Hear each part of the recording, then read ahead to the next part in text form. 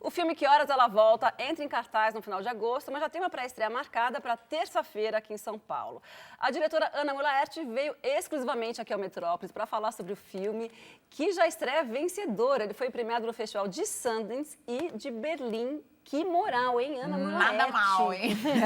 Aliás, a gente estava comentando um pouquinho antes aqui, né, que eu estava em Berlim, no Festival de Cinema, no dia da sessão principal, a de gala, que foi super emocionante, o filme foi aplaudido de pé por tantos minutos, enfim, foi uma coisa realmente... E você estava comentando que sua vida mudou depois daquela sessão. Conta um pouquinho o que está acontecendo. O filme já foi lançado na França, enfim... Não, então, o filme foi vendido entre Sundance e Berlim 15 dias para 22 países. E os europeus acharam que era um filme de verão. Eles acham que o filme é um feel-good movie, que é um filme alegre. Sim. Apesar de ser um filme que fala de muitos problemas. No Brasil, ele não é tão feel-good quanto ele é na Europa. Mas, então, eles resolveram lançar no verão, que seria junho. Então, eu comecei a ir para lá todo mês para preparar lançamento comercial. Quer dizer, o filme quase, depois daqueles 2 grandes festivais, ele quase não foi mais para nenhum festival. Mas eu tenho ido nos países dar entrevista.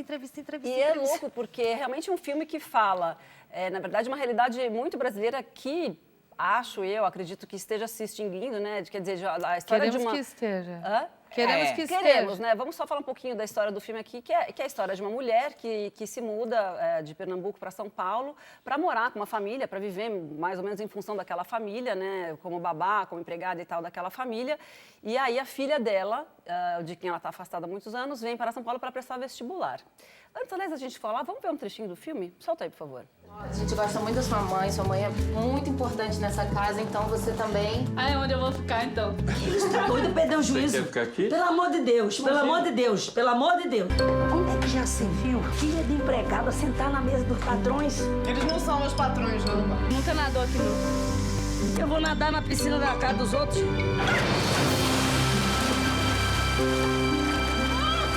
Não pode isso, não pode aquilo. Isso aí ninguém precisa explicar, não. A pessoa já nasce sabendo o que pode e o que não pode. Não voltasse por quê? Vou lhe dizer uma coisa, Deus me livre, mas um dia tu vai entender direitinho tua mãe. Olha aí, não, isso é maravilhoso, né? Isso mostra um pouco de como a filha chegou na vida dela para mostrar para ela que pode ser diferente, Exato. que é diferente, né? É o Brasil antigo com o Brasil novo. Isso, Por isso que o filme mostra um monte de coisa, que é essa prática da escravidão, né, herdada, mental, dessas regras invisíveis que não são ditas, não tem onde ler, mas que todo mundo pratica. O filme meio quase que lista essas regras e chega uma filha que, no ambiente ficcional, ela não conhece essas regras. Então, ela vai quebrando. Primeiramente, a mãe odeia, mas depois... Não vou contar o resto, mas acaba entendendo que há um novo caminho para ela também. E, Ana, por que você quis fazer esse filme? Eu sei que é uma história muito antiga para você, né? Você já me falou isso uma vez, de que você tinha ideia desse filme há muito, muito tempo. Não, quando eu tive filho, né? E eu Por quê, sempre então? trabalhei muito, faz 20 anos, ele tem hoje 20 anos. E eu tinha acabado de fazer o Castelo aqui na TV Cultura, saí e tive filho. E eu tive um chamado muito forte, eu quis ficar com aquele bebê o quanto eu quisesse, pelo menos um ano, eu não vou mais trabalhar. E eu lembro até que a chefe aqui falou, Ana, você não vai aguentar 2 meses. Mas essa coisa que Deus ajuda, eu fiz os livros do Castelo nessa época, então eu ganhava por mês quase 4 vezes o que eu ganhava de salário aqui. Então eu fiquei com dinheiro e fiquei dentro de casa. E eu não aceitava essa ideia de babá. Eu falava, como assim? Esse bebê que é meu, que eu quero cuidar dos pés e a cabeça. Vou contratar alguém, pagar um salário mínimo. E ela vai ficar com a parte boa? Não. E eu não aceitava, e não aceitei. E daí eu comecei a questionar tudo isso. Como é que as pessoas não valorizam o trabalho da mãe e dão para um terceiro? Como assim? E o afeto? E a educação? E a preguiça que isso gera? E a nossa classe alta, que é preguiçosa porque a empregada faz tudo? Aí, essa mistura de assuntos, eu fui depurando ao longo de 20 anos. Mas essa versão que está aí, na verdade, ela é muito fresca. Ela é de julho de 2013. E eu filmei em fevereiro de 14. Ou seja, é o meu roteiro mais antigo, mas que eu filmei mais fresco. Pois é, agora tem uma complexidade em todos esses assuntos e que dizem respeito muito as raízes brasileiras, a quem a gente é, a posição da elite, da classe trabalhadora. Do tudo homem mais. e da mulher. Do homem e da mulher. Toda essa questão complexa para montar esse roteiro. Você fez o quê? Você fez laboratório, você entrevistou gente, isso é só da sua vivência? Onde foi, Ana? Não, eu fiz tudo isso. Fiz tudo. Fiz laboratório, entrevistei gente, teve pesquisa, teve conversa, teve doctoring, é um filme intenso. Teve Regina Casé, teve Joaquim Nabuco, teve, entendeu? E foi. E os laboratórios foram muito importantes. Teve 2 americanos que foram muito importantes. E eu fiquei como numa gravidez e 6 meses antes da filmagem eu me tranquei, literalmente, feito um bicho, assim, e falei, enquanto eu não achar uma via de saída, porque no início, a menina que vinha frágil, vinha como um clichê da filha da empregada, vinha querendo ser cabeleireira e terminava o filme como babá. Era um final pessimista. E Que eu não louco! queria... Nossa, eu não consigo imaginar o filme assim. Pois é, né? pois durante Falei, muitos nossa, anos ele foi assim. E só que esse americano falou pra mim, Ana, tá muito bom, isso anos atrás. Tá muito bom, dá pra ver que você é uma menina querendo falar das dificuldades sociais do seu país, mas se a sua mãe fosse empregada doméstica, você não ia achar um final melhor?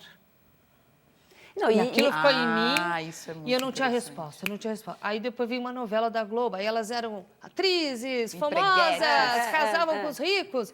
E eu falava, mas esse caminho eu também não vou. E qual é o do meio? Minha filha, até que um dia caiu a luz e eu entendi. Mas será que isso também não tem a ver com um novo Brasil? Quer dizer, um Brasil de que realmente, assim, nós temos uma ascensão social, né? De que as pessoas, que às vezes não teriam condições, talvez, de cursar um curso... Eu não chamaria de curso ascensão social. Eu acho que está havendo, de uns anos para cá, um direito à cidadania um pouco maior.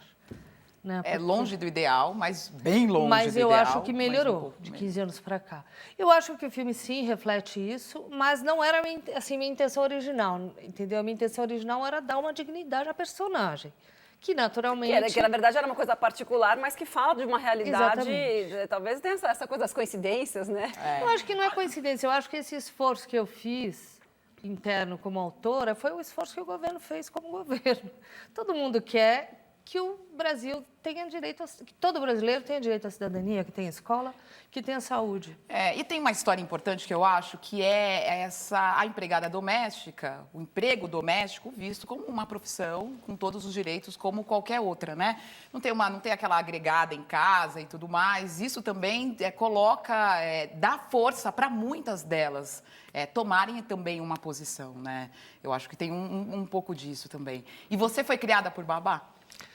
Na casa da minha mãe tinha babá, a Dagmar, que é a musa da Val. Eu não me sentia, porque eu tinha 7 anos quando ela entrou, então eu já era adulta, entende? Eu não achava que precisava de babá.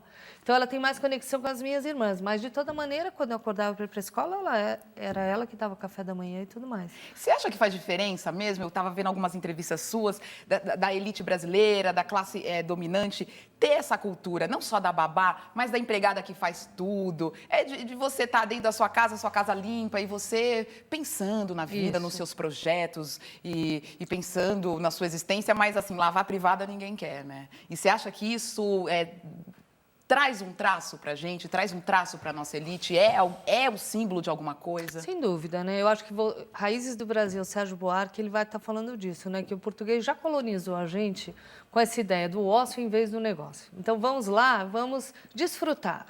Não vamos construir. O Brasil não nasceu com essa ideia de nação.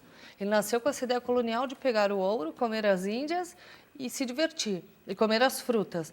Então, eu acho que a nossa elite manteve isso. O adolescente aqui, ele vive como se ele estivesse num hotel. Ele sai quando ele volta tudo limpo. Na Europa não é assim. Isso gera uma preguiça. E gera uma depressão. Mas isso está mudando. Claro. Quer dizer, essa coisa da Está pessoa que começando a mora mudar. na casa de outra, cada dia é mais raro, ainda bem, né? Quer dizer, que mora em função de outra família. Exato. Principalmente porque tem a questão Dos da direitos. PEC, dos direitos, Claro, né? exatamente. E fica cada vez mais caro, mas eu acho que está meio a forceps isso, Claro, sabe? mas é assim, porque é isso que a Ana tá falando. O conforto, ninguém quer sair do conforto. Se você não força... né, Então, por mas meio isso são ideias, são ideologias, porque aqui a gente acha que o bom é ficar no conforto. Se você vai no Oriente, já não é essa ideia. O bom é cuidar de si. O bom é ter responsabilidade. Se você está deitado e o outro fazendo para você, isso é considerado obsceno, ruim. Sim. Então, depende de como você vê. Claro, não é só questão de ter dinheiro ou não, mas é uma questão De cuidar de si ou não, né? Eu acho que o mundo está querendo se simplificar. Então, agora, só para finalizar, que nosso tempo já está acabando, não quero acredito. falar da Regina. Quero falar da escolha da Regina. Como é que você chegou na Regina? Sempre foi a sua escolha primeira? Você queria muito ela? Como é que ela encarou esse papel? Então, no começo, não, era o teórico, assim. Esse roteiro, ele teve 3 grandes fases. A primeira, ela era negra, chamava-se Lourdes, e era uma empregada durante a semana numa casa de ricos, e no fim de semana ela era uma líder espiritual na comunidade dela. Ela era uma vidente e tal, muito poderosa. E então, nessa primeira versão, por exemplo, não, pensei na Regina. Depois, quando eu vi 8 Eles, eu quis a Regina. Nossa, realmente faz tempo que tá. que Que tá esse 8 anos já projeto, tem pra você ver. 12, 15 Mas só anos. que eu já era fã dela desde Trate Milhão, eu acho ela uma atriz incrível, mas ficou no 8 Eles porque ela não fez mais filme. Sim. A Regina é um gênio. Eu nunca vi nada igual. Ela é... Não, ela realmente E ela contribuiu muito para esse papel. Ela né? está incrível no filme, incrível. Eu já sou fã dela, assim, desde novelas que ela fazia e tal. Sou dela como atriz e eu achei ela absolutamente sensacional no filme. Gente, então, que dia estreia? Vamos lá de novo? Gente, que dia rápido. que estreia? 27 de agosto. 27 de agosto, olha só, fiquem de olho que horas ela volta. Filme sensacional. Ana, brigadíssima por ter vindo aqui. Obrigada a você. Aliás, não, você fica para as dicas culturais. Não vai isso. embora. Faz o seguinte, Ela nas dicas volta, gente. culturais, aí você fala um pouquinho mais desse tema. boa. Né? Boa. Vou pensar. Legal.